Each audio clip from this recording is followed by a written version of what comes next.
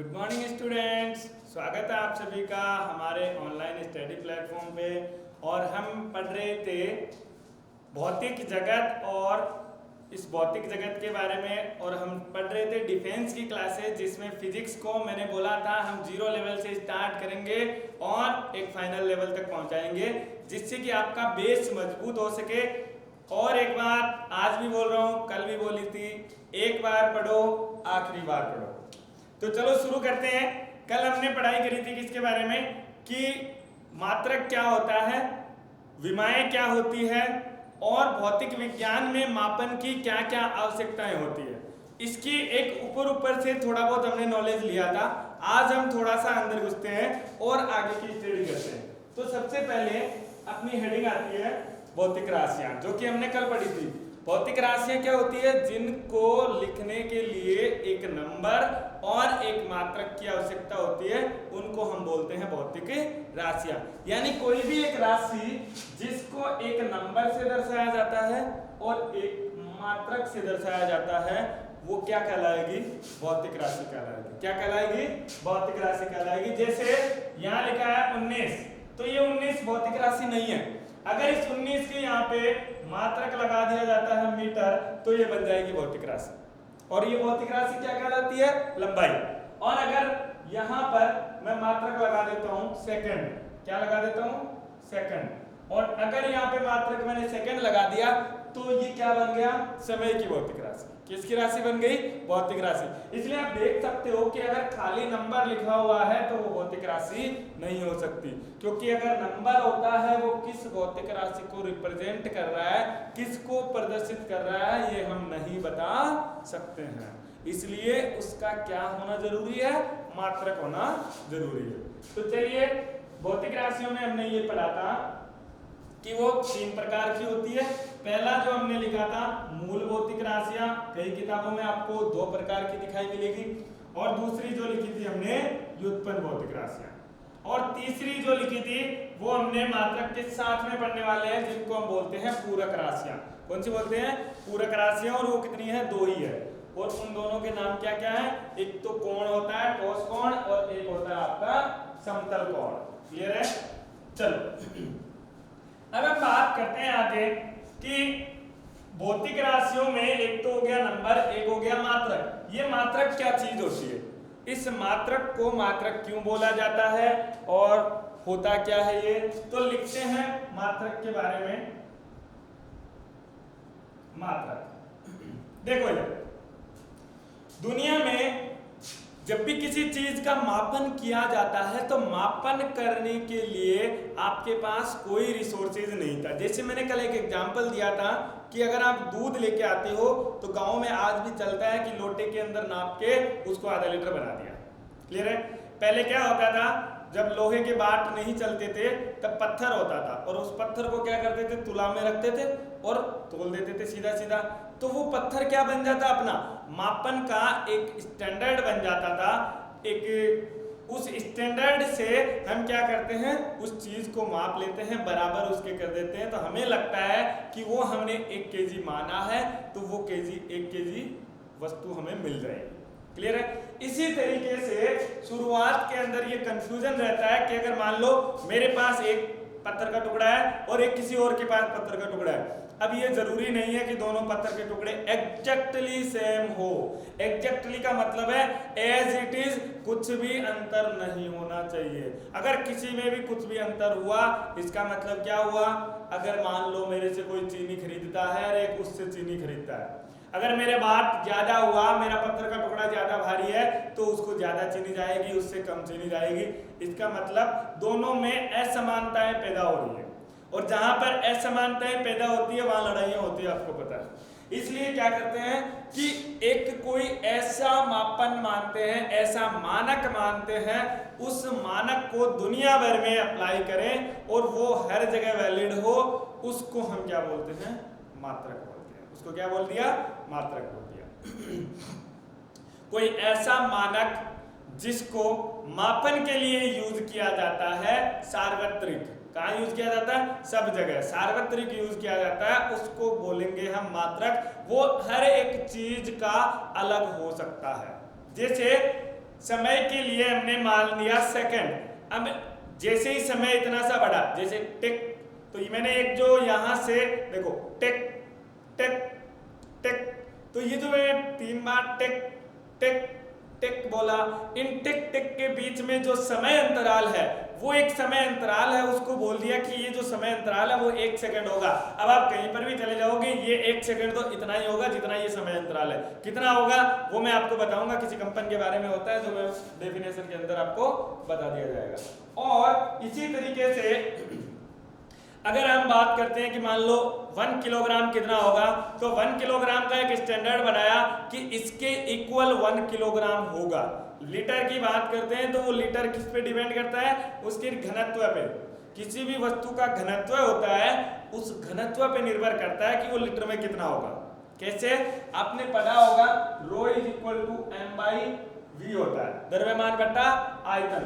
तो हमें जब द्रव्यमान तो हमने मानक बना ही लिया है, घनत्व किसी वस्तु का फिक्स होता है, ये उसका गुण है, और घनत्व गुण हो गया, द्रव्यमान हमने निकाल लिया है, तो आयतन लीटर के अंदर नहीं बदल सकते क्या, तो लीटर के अंदर हम बदल सकते हैं, इसलिए लीटर को एक राशि बनाने की जरूरत नहीं पड़ी। समझ आई बात को, लीटर भौतिक राशि बनाने की जरूरत नहीं पड़ी। लीटर का मात्रक यहाँ से व्युत्पन्न किया जाता है। क्लियर, किससे व्युत्पन्न किया जाता है, घनत्व और द्रव्यमान से। तो मात्रक क्या होता है, कितनी इसकी पद्धतियां होती है, इसकी 3 पद्धतियां होती है। कितनी पद्धतियां होती है, 3 पद्धतियां आप लोगों ने पढ़ रखी है, एमकेएस पद्धति, सीजीएस पद्धति और एफपीएस पद्धति। MKS, CGS, FPS. एमकेएस होती है मीटर, एमकेएस। चलो लिखते हैं, उसके बाद शुरू करते हैं पूरा। आपको इसके बारे में छोटे 1-2 क्वेश्चन भी मिलते हैं कि मीट्रिक जो होती है, मीट्रिक पद्धति कौन सी होती है, और एक होती है ब्रिटिश पद्धति। ब्रिटिश पद्धति कौन सी होती है, वो पूरा का पूरा हम याद देख लेंगे। चलो, मात्रक क्या होता है, मात्रक एक ऐसा मानक जो सार्वत्रिक मापन के लिए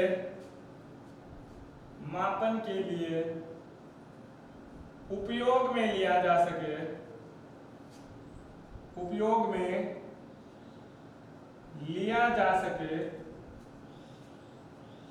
उसे मात्रक कहते हैं। उसे मात्रक कहते हैं। अब मात्रक की परिभाषा हो गई, तो मात्रक कितने प्रकार से हो सकता है, वही मात्रक 3 प्रकार से हो सकता है। अगर भौतिक राशियां 3 हैं तो मात्रक भी कितने होने चाहिए, 3 होने चाहिए, क्योंकि जब आप भौतिक राशि का करते हो, मूल भौतिक राशि है, तो उनके मात्रक भी एक एक होंगे, जो कि होते हैं मूल मात्रक, जो किसी पर भी निर्भर नहीं करते हैं। दूसरी बात करूं व्युत्पन्न भौतिक राशियां, तो व्युत्पन्न भौतिक राशियों के मात्रक भी कौन से होते हैं, व्युत्पन्न होते हैं। और व्युत्पन्न का मतलब क्या है, किसी दूसरी राशियों से बनाए हुए होते हैं। अगर किसी दूसरी राशियों से बनाए हुए हैं, इसका मतलब क्या हो गया, उनको किसी दूसरी राशियों पे निर्भर करना पड़ेगा, और वो निर्भर करते हैं, इसलिए उनको व्युत्पन्न मात्रक बोला जाता है। तीसरा जो होता है वही पूरक मात्रक, जो पूरक राशियां हैं उनके 2 मात्रक हैं, और उन्हीं को बोलते हैं हम पूरक मात्रक। चलो, तो सबसे पहले लिख लीजिए मात्रक के प्रकार। मात्रक के प्रकार, टाइप्स ऑफ यूनिट। मात्रक को क्या बोलते हैं, यूनिट बोलते हैं, अंग्रेजी में यूनिट। चलो, मात्रक के प्रकार। मात्रक 3 प्रकार के होते हैं, 3 प्रकार के होते हैं। कौन कौन से हैं, पहला मूल मात्रक।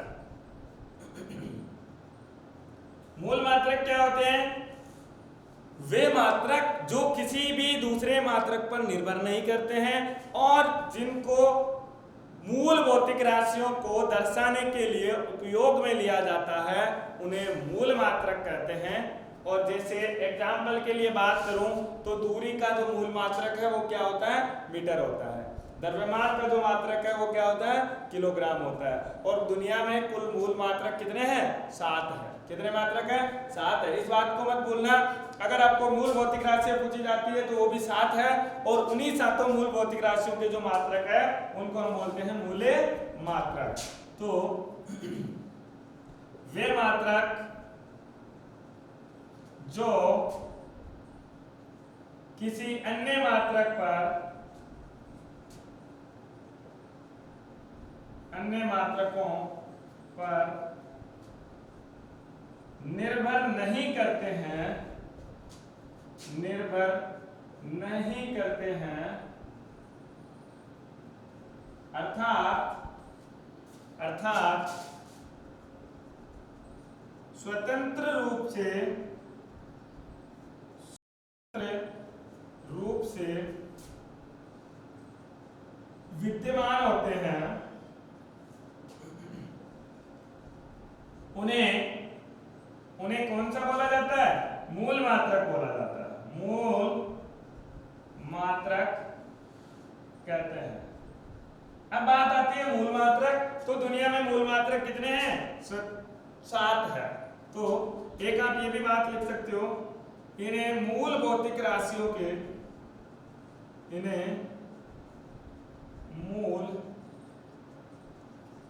राशियों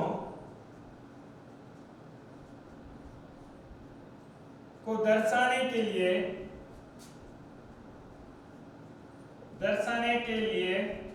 उपयोग में लिया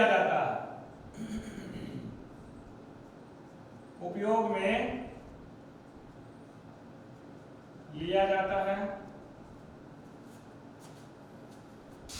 चलो, मूल मात्रक कुल 7 होते हैं। कितने होते हैं? 7 होते हैं। कौन कौन से हैं? मैं एक बार लिख रहा हूं। किलोग्राम, ये किस चीज का है? आप पुरानी वाली सारणी देख लेना, वहां पे आपको मिल जाएगा किलोग्राम किसका मूल मात्रक था।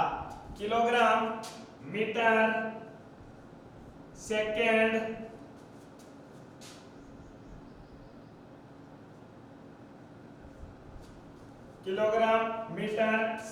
विद्युत धारा का एम्पियर, तापमान का केल्विन, पदार्थ की मात्रा का मोल,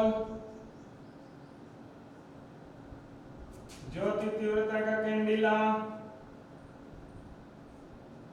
कितने हो गए? 1 2 3 4 5 6 7 हो चुके हैं। Kilogram, metre, second, ampere, kelvin, mole और कैंडिला, ये सारे जितने हैं मूल भौतिक राशियों के मात्रक हैं। और दर्शाने के चिन्ह जो होते हैं, किलोग्राम को केजी से लिखा जाता है, मीटर को एम से लिखा जाता है, सेकेंड को एस से लिखा जाता है, एम्पियर को ए से लिखते हैं, केल्विन को के से लिखते हैं और मोल को मोल से लिखते हैं, ना कि एम से लिखते हैं। एम मत लिख देना, मोल से लिखते हैं। क्यों नहीं लिख सकते एम? क्योंकि जो आपका एम है वो एम कहां पे आता है? विमाओं के अंदर उपयोग में लिया जाता है, जो कि द्रव्यमान किलोग्राम की विमा होती है। चलो, कैंडिला को सीडी से लिखते हैं। कैंडिला को किससे लिखते हैं? सीडी से लिखते हैं। क्लियर है? चलो, ये हो गए आपके मात्रकों के बारे में, मूल मात्रक। तो लिख लीजिए एक बार इसको। लिखने का मतलब है स्क्रीनशॉट ले लो और उसके बाद हम चलते हैं आगे।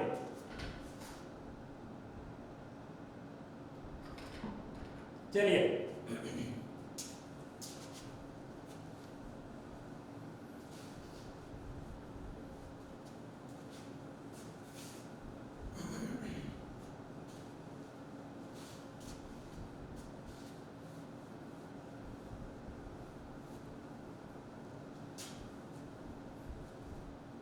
पहला हो गया मूल मात्रक। दूसरे कौन से मात्रक होते हैं? व्युत्पन्न मात्रक। दूसरा प्रकार है व्युत्पन्न मात्रक। और व्युत्पन्न मात्रक कौन से होते हैं? ऐसे मात्रक जिन्हें किसी दूसरे मात्रकों की सहायता से बनाया जाता है या व्युत्पन्न किया जाता है, व्युत्पन्न मात्रक कहलाते हैं। तो लिखिए, ऐसे मात्रक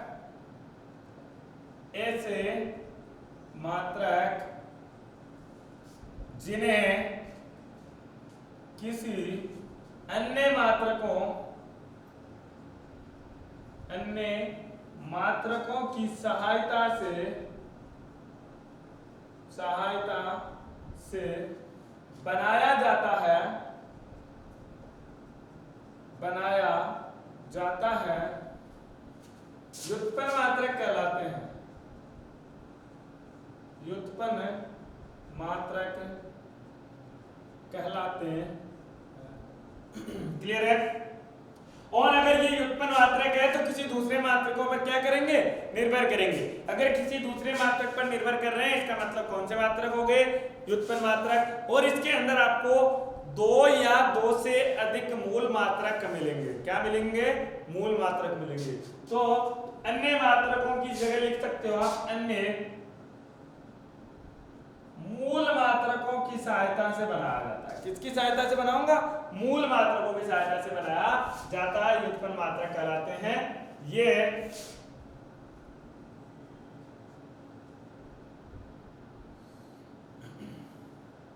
ये दो या दो से अधिक मूल मात्रकों का समूह होता है।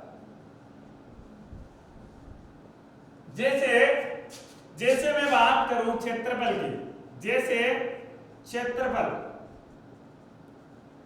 ठीक है, एक मैंने लिखा है क्षेत्रफल और एक मैं आपके सामने लिखने जा रहा हूं जो कि आप पढ़ते आते हो बल, या फिर बल छोड़ो वेग, जो सबसे आसान है वेग। चलो मैं अगर क्षेत्रफल की बात करूं तो क्षेत्रफल क्या होता है अपना? अगर आप वर्ग का देखोगे तो भुजा स्क्वायर, भुजा गुणा भुजा। अगर आप आयत की बात करते हो तो ये आयत होता है लंबाई गुणा चौड़ाई। क्या होता है? क्षेत्रफल। भुजा गुणा भुजा, यहां पर भी भुजा यानी लंबाई और ये भुजा यानी लंबाई, मतलब लंबाई गुणा लंबाई बराबर लंबाई का स्क्वायर होना चाहिए, लंबाई का स्क्वायर। और लंबाई का मात्रक क्या होता है? मीटर। लंबाई का अगर मात्रक मीटर होता है तो इसके क्षेत्रफल का मात्रक क्या होना चाहिए? Metre square. क्या होना चाहिए? Metre square. सेम बात करता हूं मैं आयत की, तो आयत में क्या है? देखो लंबाई चौड़ाई, लंबाई का मतलब भुजा यानी लंबाई का लंबाई हो गया, और ये चौड़ाई का मतलब ये भी क्या है? लंबाई। तो लंबाई और लंबाई मतलब क्या हो गया? Metre square. क्या हो जाएगा? Metre square. दोनों के अंदर क्या यूज आ रही है? दूरियां उपयोग में आ रही है। अगर दूरियां उपयोग में आ रही है तो दूरी का मात्रक होता है मीटर, और मीटर है मीटर का बन गया स्क्वायर। बात करते हैं वृत्त की। ये वृत्त है, इस वृत्त का क्षेत्रफल कितना होता है? पाई गुणा आर स्क्वायर। यही होता है पाई गुणा आर स्क्वायर। पाई क्या है? कुछ नहीं है, पाई का मान होता है 3.14, और 3.14 सिर्फ एक मान है, एक संख्या है, ना कि भौतिक राशि है। और अगर भौतिक राशि नहीं है तो उसका कोई मात्रक भी नहीं होगा। और अगर भौतिक राशि नहीं है तो इसको तो आप छोड़ सकते हो। क्या बन गया? Are square. आर क्या है? त्रिज्या। और त्रिज्या क्या होती है? केंद्र से लेकर के परिधि तक की दूरी, केंद्र से परिधि तक की दूरी। इसलिए ये क्या है? दूरी गुणा दूरी, और दूरी का मात्रक होता है मीटर, मीटर गुणा मीटर बन गया मीटर स्क्वायर। क्लियर है? तो मैं ये कह सकता हूं कि क्षेत्रफल का मात्रक होगा मीटर स्क्वायर। क्षेत्रफल का मात्रक क्या होगा? Metre square. वेग की बात करें तो वेग क्या होता है कि एक समय में चलने कितने मीटर चल गए आगे। यानी मैं अगर यहाँ से स्टार्ट करता हूँ, 1 सेकंड के अंदर जितना चलूंगा वही मेरा क्या हो जाएगा? वेग हो जाएगा।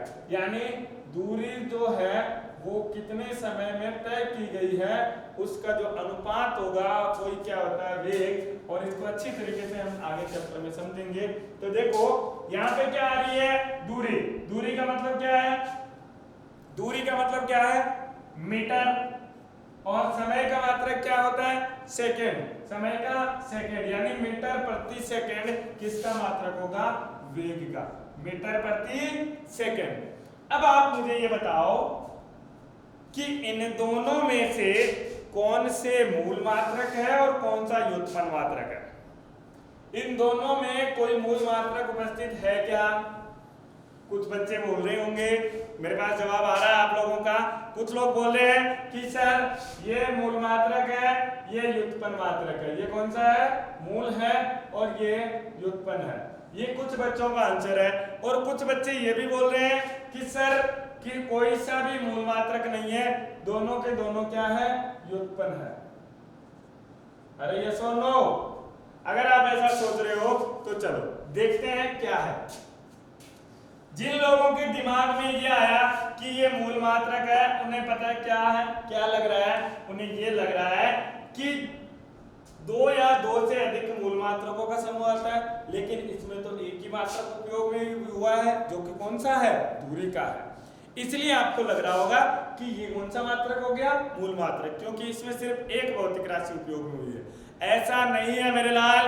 अगर मात्रकों में एक भौतिक राशि को अधिक बार लिख दिया जाता है तो वो मूल भौतिक राशि नहीं बनती। वो कौन सी भौतिक राशि हो जाती है, व्युत्पन्न भौतिक राशि हो जाती है, क्योंकि ये किसका मात्रक हो रहा है, क्षेत्रफल का। किसका मात्रक है, क्षेत्रफल का।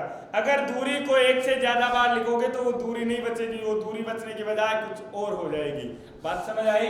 इसलिए मीटर के साथ 1 मीटर और मिल गया, यानी दो मूल मात्रक मिले हैं, दोनों ही दूरी के हैं, लेकिन दो मूल मात्रक है, और दो मूल मात्रक होने से ये व्युत्पन्न है। और इसके अंदर तो कोई कहने की गुंजाइश ही नहीं है, क्योंकि 1 मीटर है और 1 सेकंड है, एक समय एक दूरी का है, इसलिए दोनों ही क्या है, व्युत्पन्न मात्रक है।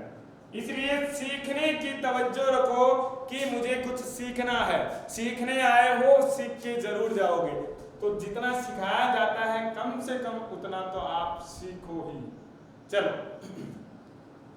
बात करता हूं मैं पूरक मात्रकों की। पूरक मात्रक, और पूरक मात्रक कौन कौन से होते हैं? जरूरी नहीं है कि किताब के सीक्वेंस के अकॉर्डिंग मैं चल रहा हूं, क्योंकि किताब के अंदर उनकी अलग लैंग्वेज लिखी होती है, मेरी अपनी एक लैंग्वेज है, तो मैं अपने हिसाब से चलता हूं। जब जो चीज मुझे पढ़ानी होगी वो चीज मैं उस टाइम पे पढ़ाऊंगा, ताकि आप लोगों एक सीक्वेंस बना रहे हो, सीक्वेंस के साथ चलते जाओ कि कहानी जो है, उस कहानी के अंदर जो कैरेक्टर आ रहे हैं वो कहीं मिस ना हो। कहानी को कहानी की तरह पढ़ेंगे तो ज्यादा मजा आएगा। चलो, पूरक मात्रक दो होते हैं, दो पूरक मात्रक दो होते हैं। पूरक मात्रक दो होते हैं। कौन कौन से? पहला है रेडियन, और दूसरा पहला जो भौतिक राशि है, मैंने बोला था मैं भौतिक राशियां पूरक मात्रकों के अंदर पढ़ाऊंगा, और मैंने उन दोनों का नाम बताया था आपको। एक होता है कोण, समतल कोण, और एक होता है ठोस कोण। अगर मैं बात करूं समतल कोण की, तो समतल कोण का मात्रक क्या होता है, रेडियन। और एक बात करते हैं उसकी ठोस कोण की, तो ठोस कोण का मात्रक क्या होता है, स्टेरेडियन। क्या होता है, रेडियन और स्टेरेडियन। तो पूरक भौतिक राशियां, भौतिक राशि और मात्रक, यहां लिखने जा रहा हूं मैं मात्रक। पहली पूरक भौतिक राशि होती है ठोस समतल कोण। समतल कोण यानी दो समतलों के बीच बनने वाला जो कोण होता है वो समतल कोण होता है। यानी या तो दो लाइन के बीच बनेगा या दो समतलों के बीच बनेगा। मान लो ये एक तल है और ये एक तल है, अगर मैं इसको इस तल के पास ले आता हूं तो देखो ये तल तो यहाँ पे रह गया और ये तल यहाँ पे रह गया। इन दोनों तलों के बीच में एक इस तरीके से कोण बन रहा है, देखो इधर ये कोण बन रहा है, और ये जो कोण होता है दो समतल के बीच बन रहा है, इसलिए समतल कोण बोलते हैं। या फिर ये दो रेखाओं के बीच बनेगा तो भी ये कोण कौन सा ही होगा, समतल कोण या रेखीय कोण आप बोल सकते हो। और मात्रक क्या होता है इसका, रेडियन। रेडियन को RED से लिखते हैं, किससे लिखते हैं, RED, रेडियन। दूसरा जो होता है वो है अपना ठोस कोण। कौन सा कोण है, ठोस कोण। और ठोस कोण होता है वो त्रिविमीय ज्यामिति के अंदर बनता है। त्रिविमीय ज्यामिति में मैंने एक दिन बताया था, एग्जांपल दिया था छतरी का। छतरी जो होती है उसको इस तरीके से पूरा खोल लो, खोलने के बाद उसके जो बने होते हैं तार, उस तारों से एक एक धागा लेकर के यहाँ पे उस डंडी पे बांध दो, तो जो कोण बनेगा गोलाकार, वो जो कोण होगा वो क्या कहलाएगा, ठोस कोण कहलाएगा। और ठोस कोण का मात्रक होता है स्टेरेडियन। रुका रहे रेडियन, स्टे का मतलब रुकना, रुका रहेगा रेडियन, वो रुका रहेगा रेडियन इसलिए स्टे रेडियन। चलिए जॉब छपा, लिख लीजिए इसको, राइट डाउन कीजिए जल्दी से, जल्दी लिखो इसको। चलो अब हम बात करते हैं समतल कोण क्या होता है, किस तरीके से परिभाषित होता है। तो अपनी पहली हेडिंग होनी चाहिए समतल कोण।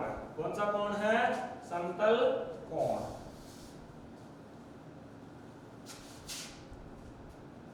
पूरक मात्रकों में समतल कोण।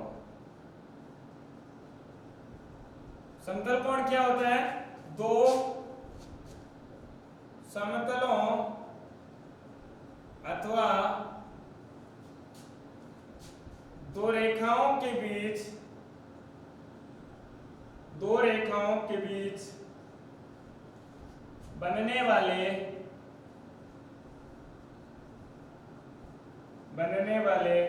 कोण को समतल कोण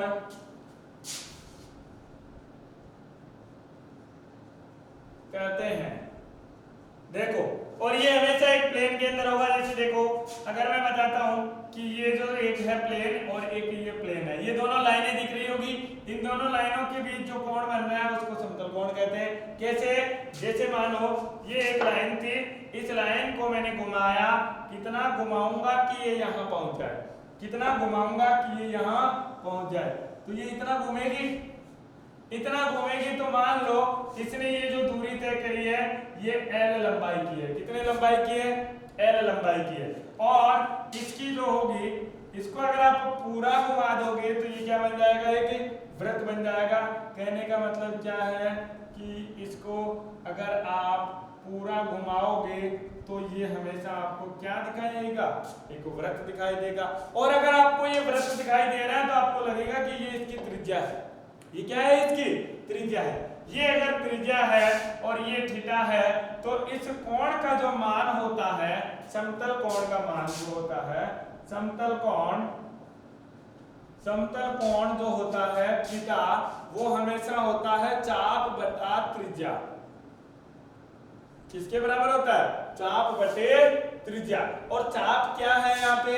ये जितनी लंबाई इसने तय करी है, और ये जो लंबाई तय करी है वो क्या है? L। और त्रिज्या कितनी है? R। कितनी है? R। और इसका जो मात्रक होता है वही होता है क्या? रेडियन। क्या होता है? रेडियन। थीटा का मात्रक होता है रेडियन। क्यों होता है? देखो इधर आपको क्या लग रहा होगा कि ये लंबाई और ये दूरी, मतलब यहां से यहां तक तय की गई दूरी है, यहां से यहां तक की लंबाई होगी क्या है? दूरी है। दूरी बट्टा दूरी, दूरी से दूरी तो गया, बचा कुछ नहीं, कुछ नहीं बचा, इसलिए इसका मात्रक नहीं होना चाहिए। लेकिन इसको परिभाषित करने के लिए एक नया मात्रक का नाम दिया जाता है और उस नए मात्रक को बोलते हैं क्या? रेडियन। तो मात्रक क्या हो जाएगा? मात्रक रेडियन। क्लियर है? मात्रक क्या हो जाएगा? रेडियन। लिख लीजिए इसको, समतल कोण को जल्दी से लिखिए।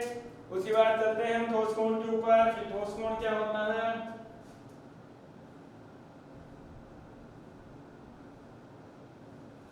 चलो, समतल कोण की बात हो चुकी है, आते हैं ठोस कोण के ऊपर। और समतल कोण दो रेखाओं के बीच में भी हो सकता है, ये मैंने एक बार बनाया।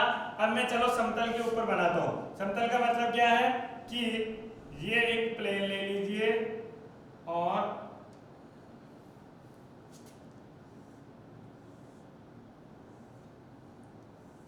ये एक समतल है और एक दूसरा समतल ये है।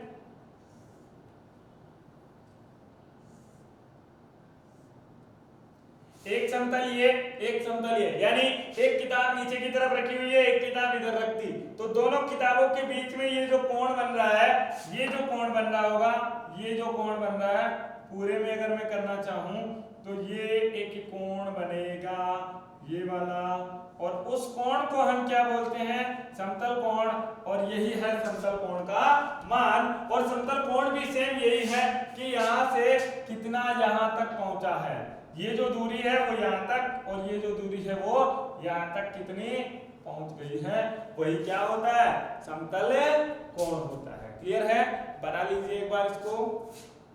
चलो बात करता हूं मैं ठोस कोण की। ठोस कोण क्या होता है,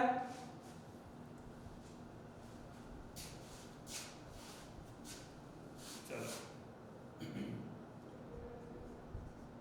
ठोस कोण, ठोस कोण हमेशा त्रिविमीय ज्यामिति में बनेगा। और जब त्रिविमीय ज्यामिति की बात करेंगे तो त्रिविमीय ज्यामिति के अंदर जितनी दूरी तय करेगी और जितनी उसकी त्रिज्या होगी उसका ऊपर एक क्षेत्रफल कवर करेगा, तो वो क्षेत्रफल और उसकी त्रिज्या के स्क्वायर के अनुपात को हम क्या बोलते हैं, क्या बोलते हैं, ठोस कोण बोलते हैं। यह कोण, यह त्रिविमीय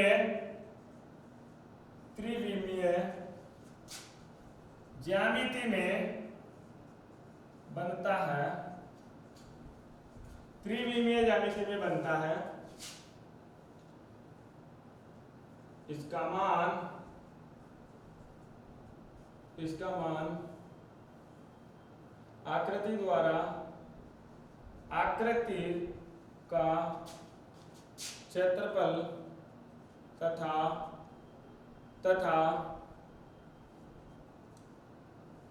त्रिज्या के वर्ग के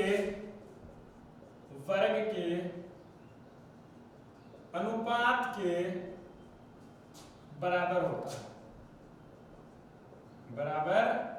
होता है। जैसे मान लीजिए यहां एक वस्तु है और यहाँ पर ये बना हुआ है और ये इस शंक्वाकार आकृति बना रहा है, तो शंक्वाकार आकृति बनाएगा अगर, तो ये कुछ इस तरीके से तय करेगा। अगर ये इस तरीके से तय करेगा तो मैं ये बोल सकता हूँ कि इसकी लाइन कुछ इस तरीके से होगी, इसकी लाइन इधर भी होगी, तो यहाँ पर जो कोण बनेगा वो ये वाला होगा। और इस कोण को ही क्या बोलते हैं, ठोस कोण बोलते हैं। क्या बोलते हैं, ठोस कोण बोलते हैं। अब इसने जो क्षेत्रफल किया वो कितना है, a। ये वाला जो क्षेत्रफल है वृत्त का, वो क्षेत्रफल अगर a है और इसकी यहाँ से दूरी r है, तो ठोस कोण क्या हो जाएगा, ठोस कोण का मान होता है a बटा r स्क्वायर।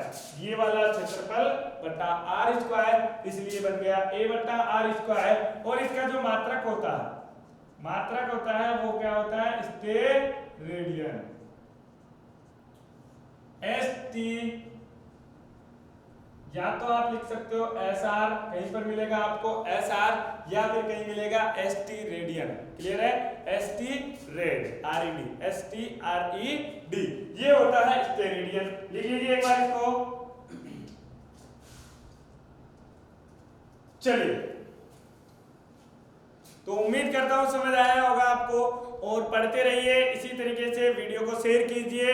अगली क्लास में हम फिर मिलते हैं नए लेक्चर नई बात के साथ में, तब तक के लिए थैंक यू वेरी मच।